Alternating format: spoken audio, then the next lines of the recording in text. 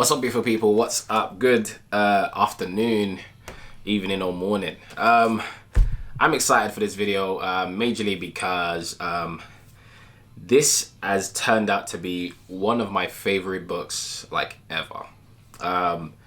So yeah, without further ado, let's just get into the video. You know, just get.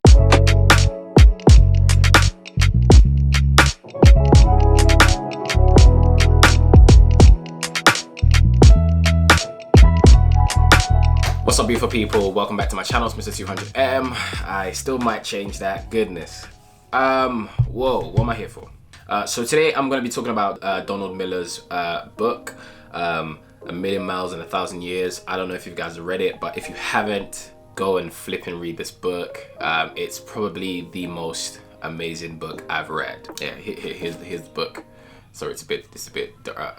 It's like a shiny cover. There we go. Look at that. So this book is an incredible book for many reasons. Majorly because Donald Miller starts to talk about this point in his life in which he starts to consider his life as a story. When two people approach him basically to want to create a film or like a movie out of one of his books or something like that. I can't remember. But so he starts to explain in this like real transparent this real transparent view of it, and it as a storyteller myself, someone who loves story, loves cinematography, loves every element of how to make something appealing, how to make something connect. This book was probably so refreshing to read because it tied in this incredible narrative of his life and his stories and his challenges as the protagonist to his own story, whilst obviously taking us on this journey of learning how to create this better story of this character within the book. And actually, when I say it out loud, it's actually quite a complex thing to do because he's talking about a book. He's talking about change, like turning a book into this story, and then also talking about how this book and this process of this story is making him change his life's view of how he's a character and all these different things, whilst also doing that without and perfectly interweaving between a narrative, the story, his own view, his life, and wrapping it up in such a simple way. And I think this has been the easiest book I've ever read. I actually, funny enough, I haven't actually finished it. I haven't had too much time to like read it lately, but like the first week I was reading it, I physically had to put it away from myself and just not touch it for till this week. I didn't touch it for like 2 weeks, mainly because it gave me so much to think about. It wasn't too much to the brain. It was very like simple stuff. But it gave me so much to think about. It gave me so much to consider, and I think like my most key takeaway from this book is like, it's incredibly written, but my most key takeaway was when he talks about the fact that before he is a writer, he is a character in the story, in God's story. And I think as someone who is like, I'm a Christian, and I'm someone who wants to document my whole life, and I'm someone that wants to write my own stories, it's important to recognize that there is kind of a purpose towards me in this story already. And before I'm struggling in my life to find and discover this new purpose, that I actually have a purpose already that, but yeah, like it's a beautiful book. And like, I guess the whole the book's beauty is like there are so many gems. Like many of us in our lives, we kind of like reach this point where we sometimes like challenges don't make sense. Like nobody really willingly wants to suffer, or do we, right? Because we do exercise, it's kind of suffering, and we're only willing to suffer when there is really something to gain, right? And we look at all the stories and movies and films you've watched. You look at your favorite stories and your favorite characters are people who had a clear cause, a clear challenge, and they defeated that challenge and actually got to it. And he puts this real great, it's things right? But he just reminds you of the greatness of a way to look into your challenges, right? Because every great story, every protagonist in a great story needs a cause. And then there also needs to be some sort of insight for change. There needs to be something that forces somebody to change. He talks about in the book that nobody wakes up to just decide to go and like defuse a bomb, but people are forced to change. Nobody just wakes up and decides, I just want to do certain things. people have to wake up and do it because there's a need to do it. It's so beautiful the way he writes about inviting people into better stories. How to get somebody to change, how to get somebody to change a habit, or to see themselves at the level of self-worth in which they are, even though they're. Let me explain that. So in the story, I don't want to ruin it for you guys, but there's someone has a daughter. And the friend of the guy who's kind of like trying to make the documentary has a daughter. The daughter basically is with this guy who's quote unquote using her, right? And he says to the guy, and so the father himself is like, I don't really know what to do with my daughter. And Donald Miller himself says, well, like she's living the best story that she's offered, right? And it's so beautiful because all our lives we think we're doing the best thing, but we only know as best as we know. And it takes outsiders, great people in your life who can invite you into better stories for you to recognize that the story you're living isn't that great. Someone that's homeless, for example, who you might give money to, like £1 to on the street, right? They might go take that and go buy drugs, and actually to them that's a really great story. That's the best of the story that they can get. That's the best that they can do with that money. Because they're sleeping on the floor. And if I was homeless and I had no hope and I was cold, and I might consider taking drugs to kind of get rid of some of the pains and feelings of the things I have to deal with that others don't understand, right? That's the best story, and that's the best decision and choices that they feel they have until they're invited into a better story. So this story is one of the most beautiful stories or narratives I've read, and bear in mind I haven't read a lot of narrative things, by the way. Yeah. But it reminds you that actually, number one, you don't have to choose a story that you're offered. We look at some superheroes. Some of these superheroes are people who are, looking and also searching for something, right? It basically talks about the fact that in that story where she was being kind of used, she was also kind of a hero of the story because she was useful to the guy. And, she chose that story because in some weird way, like she felt quite good, even though actually she was being used because she could help someone. And that kind of speaks to me actually heavily.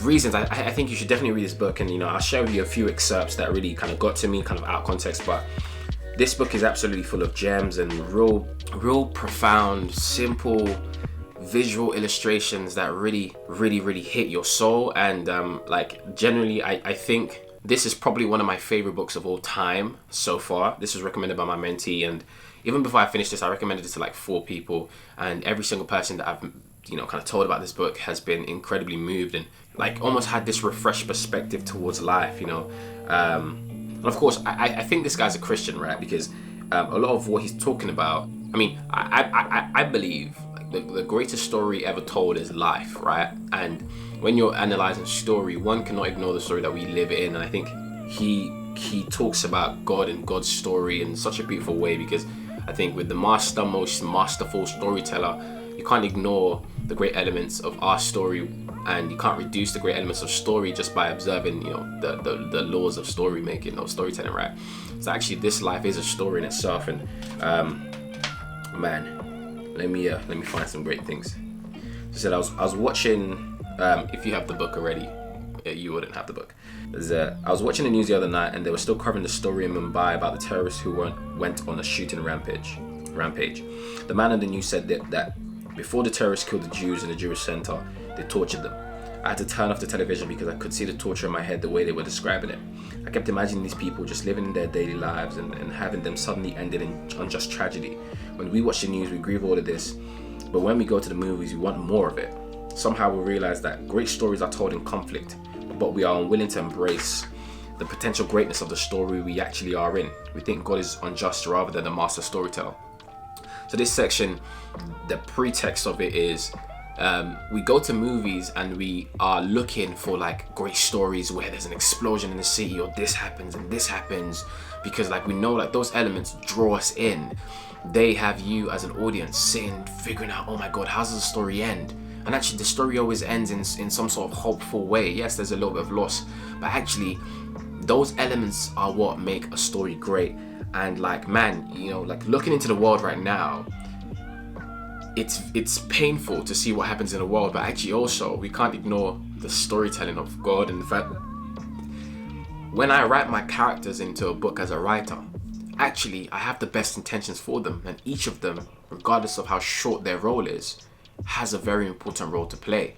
And I think that to think about that in your life is imperative, especially because there are so many people who, for some reason, they're walking out the movie of life, convinced that there is no use to them. And actually, if God has written me into this story, then surely that must mean that there is a role that I will have to play, no matter even if I don't have, my screen time just yet. And I think that's super encouraging because a bunch of us might feel that in our lives.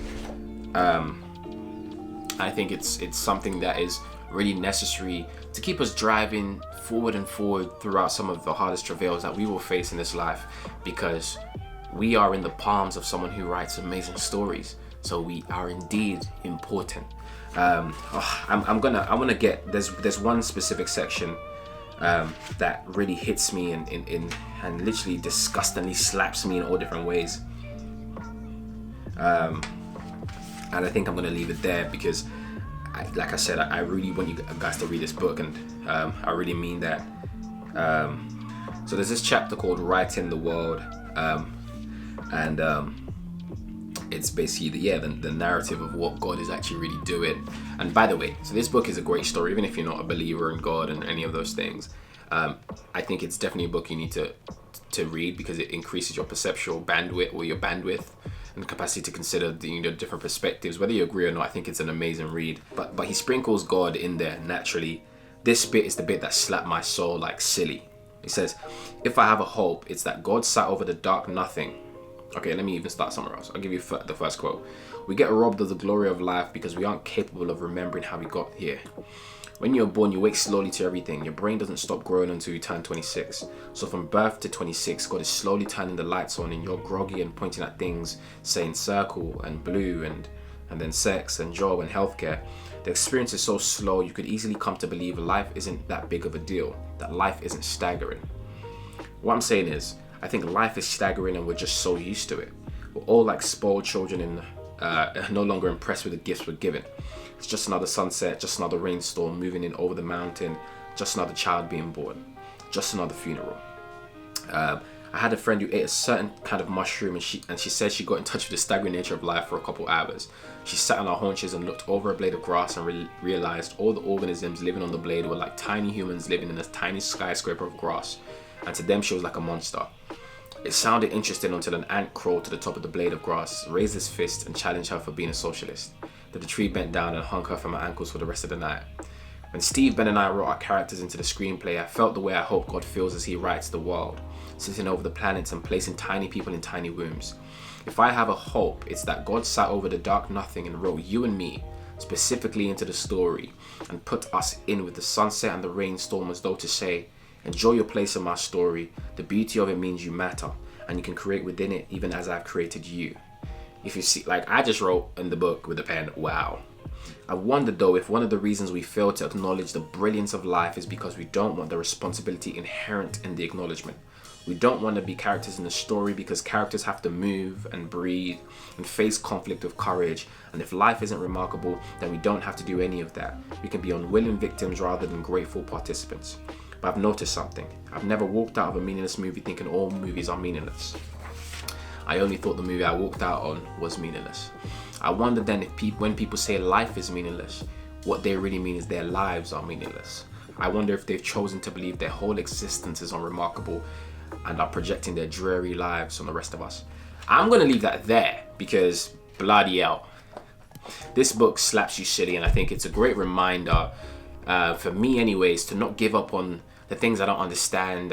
And like I said, I think it's reminded me and really rechanneled my thinking to remember that, listen, you may not have discovered what you're best at. You may not have discovered what you're, going to be needed for in the world. You may not have discovered anything.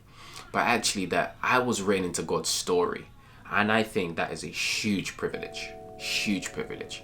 And, I have to give my character the best opportunity, the best life, the best story, the best options to be able to get to my role, to my place, and do the best act that I've ever done. And I think those are some of the drivers that I've lived, but this just reminded me, hey, that you are a hero in this story. You just haven't gone to your screen time yet. So yeah, that's where I'm going to leave it, guys. Donald Miller, A Million Miles in a Thousand Years, definitely recommend. It's changed my life, and I think it's gonna be one of my favorite books until I find another one. But its simplicity, it's refreshing essence, and it's easy to read is probably the greatest reason as to why I would say you should get this book and read it. Yeah, sweet. I'm out. I'm catch you guys sometime next week, and I'm gonna do a review of, or I'm gonna show you guys some of my books, some of the books that I think have really changed my life, and I think are key essential reads if you're really looking to expand your bandwidth, your capacity, your soul, your tolerance, and your patience. So that's gonna be coming out sometime next week. Appreciate you guys. If you like this video, please share it with a friend, like, comment, subscribe, and I'll catch you guys next week.